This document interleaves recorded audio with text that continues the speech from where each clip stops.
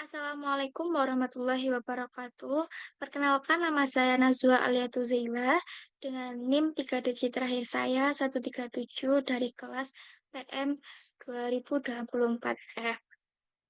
Di sini saya akan menjelaskan teorema pada bab translasi dan dilanjut dengan latihan soal. Baik, yang pertama saya akan menjelaskan teorema 5.4. Situ teoremanya berbunyi, jika S1 dan S2 suatu translasi, maka untuk setiap titik A elemen pada R2 itu berlaku sifat komutatif di mana S2 komposisi S1 terhadap titik A itu sama dengan S1 komposisi S2 terhadap titik A. Untuk pembuktiannya sendiri, langkah pertama yaitu kita andaikan bahwa S2 komposisi S1 terhadap titik A itu tidak sama dengan S1 komposisi S2 terhadap titik A.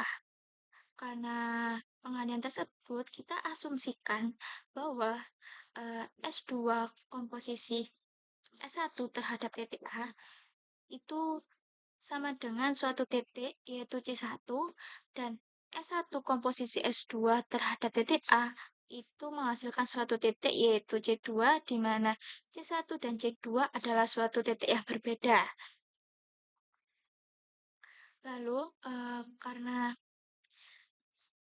kita tahu bahwa C1 dan C2 itu suatu titik yang berbeda, maka transaksi titik A terhadap S2 itu menghasilkan titik B dan di mana titik B ini jika ditranslasikan kembali ke S1 akan menghasilkan C2. Lalu, titik A ditranslasikan terhadap S1 akan menghasilkan titik D, dan di mana titik D itu jika ditranslasikan terhadap S2 akan menghasilkan C1. Dari situ kita tahu bahwa vektor AP itu sama dengan vektor DC2 karena vektor AP itu sejajar dan searah dengan vektor DC2. Sama halnya dengan vektor AD itu sama dengan vektor BC1 karena vektor AD itu sejajar dan searah juga dengan vektor BC1. Karena uh, vektor AD itu sejajar dengan vektor BC1 dan vektor AB itu sejajar dengan BC2, maka kita bisa katakan bahwa ABC1D itu sama dengan ABC2D dan membentuk suatu bangun jajar genjang. Karena ini membentuk suatu jajar genjang dan C1 dan C2 itu adalah suatu titik yang sama atau berhimpit, maka kita bisa katakan bahwa C1 itu sama dengan C2, maka dari sini kita bisa katakan bahwa S2 komposisi S1 terhadap titik A itu sama dengan S1 komposisi S2 terhadap titik A. Maka hal ini kontradiksi sehingga penandaiannya salah. Maka teorema jika S1 dan S2 itu suatu translasi, maka itu bersifat komutatif. Baik, untuk lebih jelasnya saya akan menjelaskan ilustrasinya menggunakan GeoGebra. Untuk langkah pertama, kita kan mengandaikan bahwa S2 komposisi S1 terhadap titik A itu tidak sama dengan S1 komposisi S2 terhadap titik A. Karena pengandaian tersebut, maka kita asumsikan bahwa S2 komposisi S1 terhadap titik A itu menghasilkan suatu titik yaitu C1 dan S1 komposisi S2 terhadap titik A itu menghasilkan suatu titik yaitu C2 yang dimana C1 dan C2 itu adalah titik yang berbeda.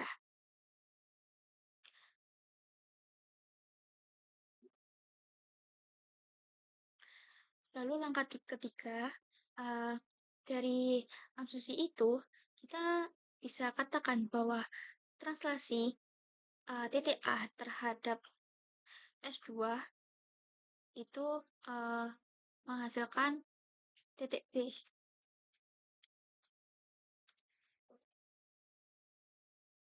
Lalu untuk titik B kita translasikan lagi ke S1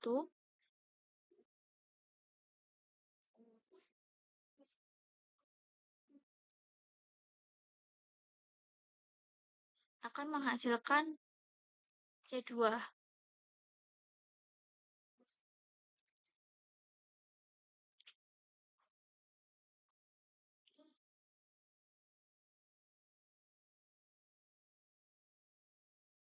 Selanjutnya, titik A ditranslasikan terhadap S1 akan menghasilkan titik D,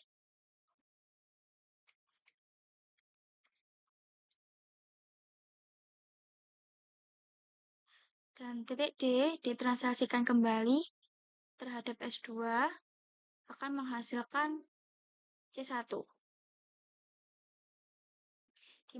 Di mana tadi kita mengasumsikan pada langkah kedua C1 dan C2 itu adalah titik yang berbeda.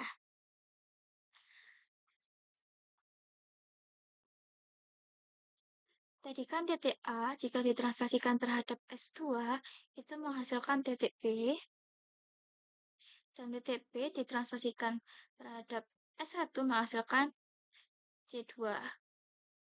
Sama halnya dengan titik A ditranslasikan terhadap S1 menghasilkan titik D, dan titik D ditranslasikan terhadap S2 menghasilkan C1. Nah, dari sini kita tahu bahwa luas garis atau vektor AP itu sama dengan vektor D C2. Karena vektor AB itu sejajar dan searah dengan DC2. Karena vektor AB itu sejajar dengan DC2,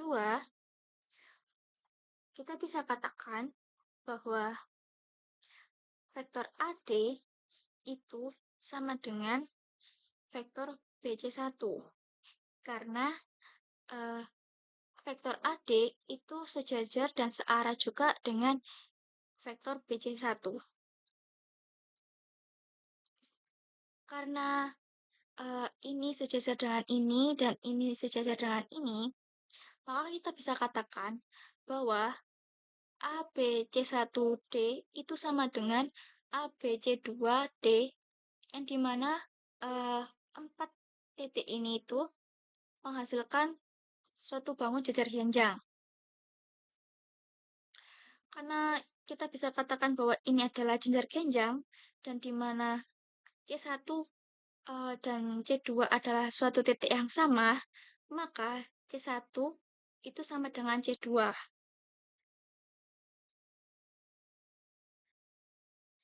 Maka kita bisa katakan bahwa S2 komposisi S1 terhadap titik A itu sama dengan S1 komposisi S2 terhadap titik A.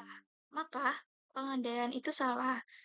Jadi, jika S1 dan S2 suatu translasi, maka untuk setiap titik A, elemen pada R2 itu berlaku komutatif, di mana S2 komposisi S1 terhadap titik A itu sama dengan S1 komposisi S2 terhadap titik A.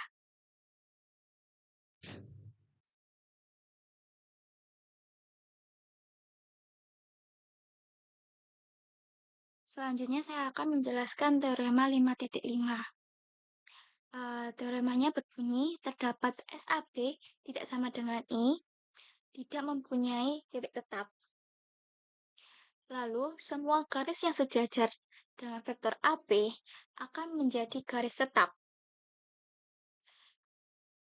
Untuk yang pertama, kita akan membuktikan bahwa SAB itu tidak sama dengan I. Yaitu kita ambil titik A dan B sehingga dapat membentuk vektor AB. Karena vektor itu biasanya terbentuk dari 2 titik, Maka kita tentukan titiknya. Ini kita misalkan P dan Q. Karena SAP itu tidak sama dengan I, maka vektor AB sama dengan PQ tidak sama dengan 00. Karena I sendiri itu adalah identitas yang dimana suatu titik jika ditranslasikan itu akan menjadi titik itu sendiri. Maka rumus SAP dapat ditulis sebagai berikut, yaitu X aksen, Y aksen itu sama dengan X plus P, Y plus H, di mana titik tetap itu artinya titik yang tidak berubah jika dikenakan transformasi. Dan di sini misalkan R itu titik tetap, maka R aksen itu sama dengan R, di mana R aksen itu terdiri dari X aksen dan Y aksen, dan nantinya nilai X aksen itu sama dengan X, Y aksen itu sama dengan Y. Karena X aksen sama dengan X, di mana ini X aksennya yaitu X plus P, jadi kita substitusikan ke sini, bahwa X plus P sama dengan X, maka P sama dengan 0. Dan Y aksen sama dengan Y, di mana Y aksennya sendiri yaitu Y plus Q, maka kita substitusikan menjadi Y plus Q sama dengan Y, sehingga Q sama dengan 0. Maka hal ini bertentangan dengan ketentuan bahwa PQ itu tidak sama dengan 00.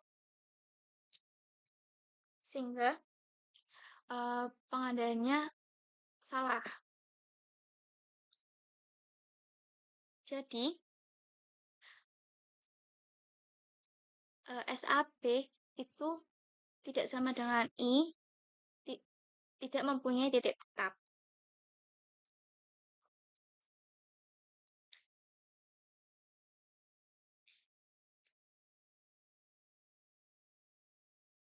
Selanjutnya, membuktikan bahwa semua garis yang sejajar dengan vektor AB akan menjadi garis tetap.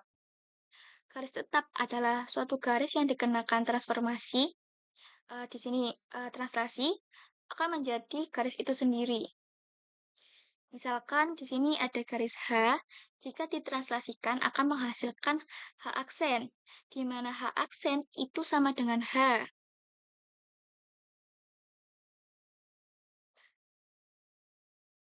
Lalu kita buat misalkan persamaan H, yaitu AX plus BY plus C sama dengan 0. Lalu untuk H aksennya, berdasarkan rumus tadi bahwa X aksen Y aksen itu sama dengan XY plus PY, di mana X sendiri artinya X aksen dikurangi P, dan Y sendiri yaitu Y aksen dikurangi Q. Lalu langsung kita substitusikan ke persamaan H aksen, yaitu A dikalikan X aksen min P ditambah P dikali Y aksen min Q ditambah C sama dengan 0. Kita operasikan menjadi AX aksen dikurangi AP plus BY aksen dikurangi PQ plus C sama dengan 0. H aksen kita kelompokkan ini, sehingga H aksen itu AX aksen plus BY aksen plus dalam kurung min AP min PQ plus C sama dengan 0.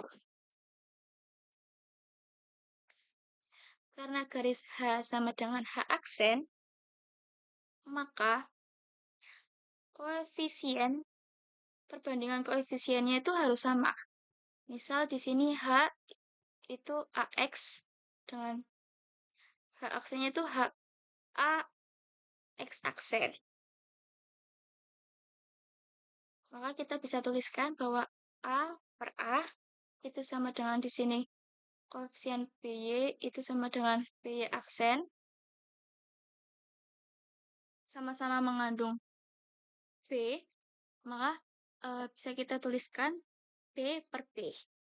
Lalu di sini konstanta C, dan kita bandingkan dengan H aksennya yaitu konstantanya ini. Sehingga C per min negatif AP min PV plus C, maka min AP min PV itu harus 0. Karena jika ini 0, 0 plus C itu sama dengan C per C. Sehingga perbandingannya sama, 1, 1, 1. Dari sini, karena min AP min PV sama dengan 0, maka AP sama dengan min PV. Lalu, P V per P itu sama dengan min AP. Min AB sendiri adalah gradien dari H aksen, lalu V per V itu vektor geser dari vektor AB. Maka kita bisa katakan bahwa semua garis yang sejajar dengan vektor AB akan menjadi garis tetap.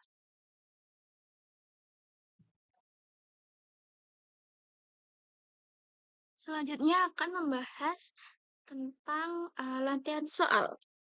Di sini untuk latihan soal yang pertama, jika segitiga ABC dengan koordinat titik-titik A 2,3, B 8,3, dan C 8,2 ditranslasikan terhadap S yang merupakan translasi dari pemetaan P dan Q, maka tentukan S PV terhadap vektor ABC dengan titik P 3,1 dan Q 5,2.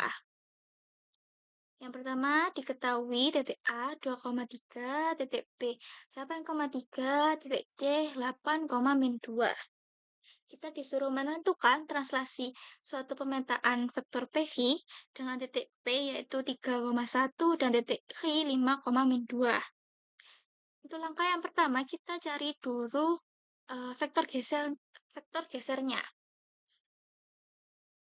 Vektor geser dari vektor PV yaitu 5,2 dikurangi 3,1 sehingga menghasilkan vektor geser yaitu 2,3.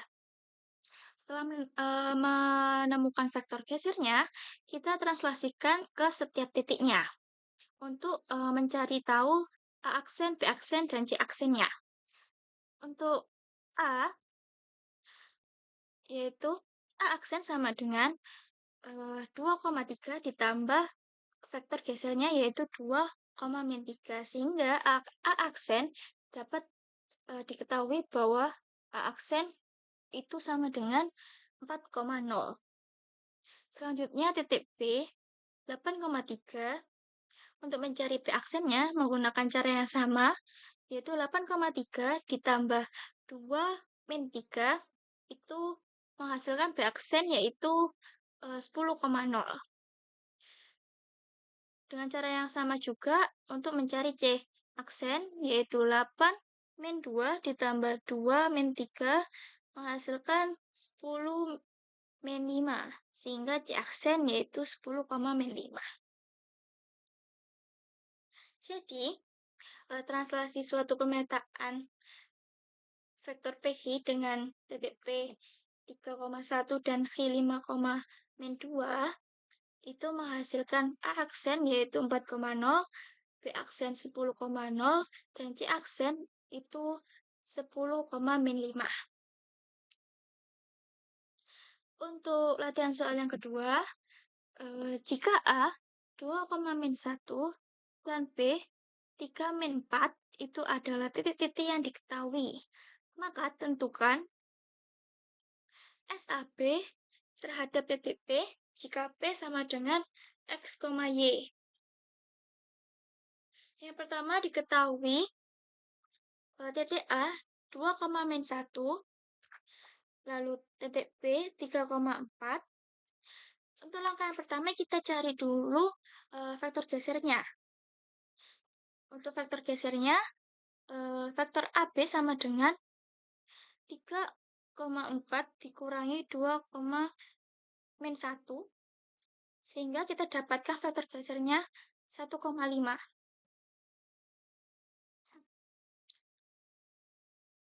Lalu kita translasikan vektor AB terhadap titik B, yaitu X aksen Y aksen sama dengan XY plus 1,5 menghasilkan X plus 1, Y plus 5. Sehingga kita dapatkan suatu pemetaan S pada vektor AB terhadap titik B, yaitu X plus 1, Y plus 5.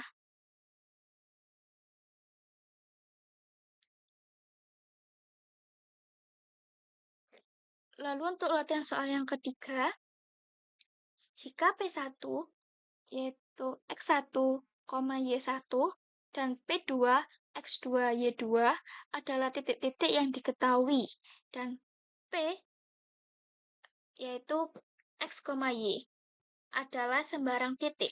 Tentukan koordinat dari P aksen sama dengan S P1, P2 terhadap titik P. Langkah yang pertama kita tuliskan dahulu yang diketahui. P1 yaitu X1, Y1, P2 yaitu X2, Y2, dan P, X, Y. Seperti latihan soal sebelumnya, yang pertama kita cari dulu vektor gesernya. Vektor geser dari vektor P1, P2 sama dengan X2, Y2 dikurangi X1, Y1. Sehingga kita dapatkan X2 min X1, Y2 min Y1. Lalu kita translasikan terhadap titik P, sehingga X aksen Y aksen sama dengan XY plus kita substitusikan ini ke sini, X2 min X1, Y2 min Y1. Jadi, P aksennya kita dapatkan X plus X2 min X1, Y plus Y2 min Y1. Sekian dari saya. Mohon maaf apabila ada tutur kata yang kurang berkenan. Terima kasih. Wassalamualaikum warahmatullahi wabarakatuh.